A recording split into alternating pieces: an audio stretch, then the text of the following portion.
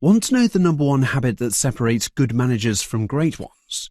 It's not about working longer hours, giving pep talks, or sending more emails. It's about creating a team where people feel safe to speak up, share ideas, and admit mistakes without fear. Ever had a team member stay silent when you really needed their input, or noticed a problem too late because no one spoke up? You're not alone, and if your team feels the same way, it's costing you productivity, innovation, and even trust. In this video, we're going to show you 3 simple strategies to create a team where people speak up, share ideas, and actually solve problems faster without fear. The habit we're talking about is psychological safety. At its core, it's the belief that taking interpersonal risks, like asking a question, admitting a mistake, or sharing a bold idea, is safe and encouraged. And here's the common misconception. Psychological safety is not just about being nice. In fact, being nice can sometimes make it worse.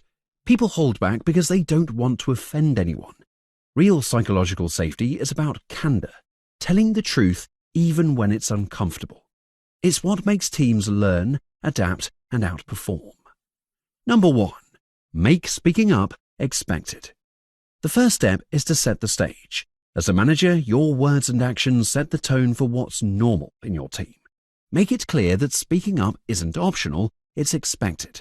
For example, if you're leading a big project, you might say, "I'm focused on hitting this milestone, but I might be missing some risks. I need your input. What am I overlooking?" Or, if you're rolling out a new product feature, you might say to your team, "We've never rolled out a feature like this before. I'm going to need your help to make sure we get this right." These statements show humility and make it psychologically safe for others to share ideas. In large organizations where teams may assume silence is safer, this clarity is crucial. Number 2. Ask questions that actually matter. If you want to ensure that your team knows that you value their perspective, ask them questions that invite insight. Don't just give instructions. Ask about progress, obstacles, and perspectives. You can use questions like, "What risks should I know about? What feedback are your teams hearing? What haven't I thought of that could make this plan stronger?" Even when you think you know the answers, asking others for input signals that other voices are valuable. Even more importantly, you might actually learn something that you didn't know, and you'll benefit from seeing how others see things, enabling you to catch something you could have missed. Number 3. Reward risk-taking and focus on the future. Always respond favorably when people take risks, even if they don't go successfully. This means giving praise and focusing on the best ways to move forward. Be appreciative. Say, "Thanks for flagging that. I appreciate your insight." Be forward-looking. Instead of asking, "How did this happen?" try, "How can we address it?" or "What ideas do you have for next steps?"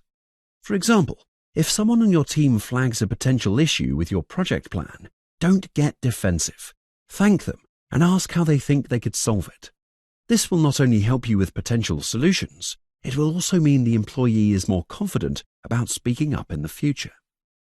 Psychological safety is the secret ingredient behind every high-performing team, especially in large, complex organizations where communication can easily break down. If you want to create a culture of psychological safety, then you need to make speaking up expected. Ask meaningful questions and respond positively when people take risks. If you do this consistently, then your team will stop holding back, start solving problems faster, share ideas you didn't expect, and actually learn together. This will turn a good team into a high-performing, fearless team that can tackle any challenge. Start practicing it today and watch your team transform.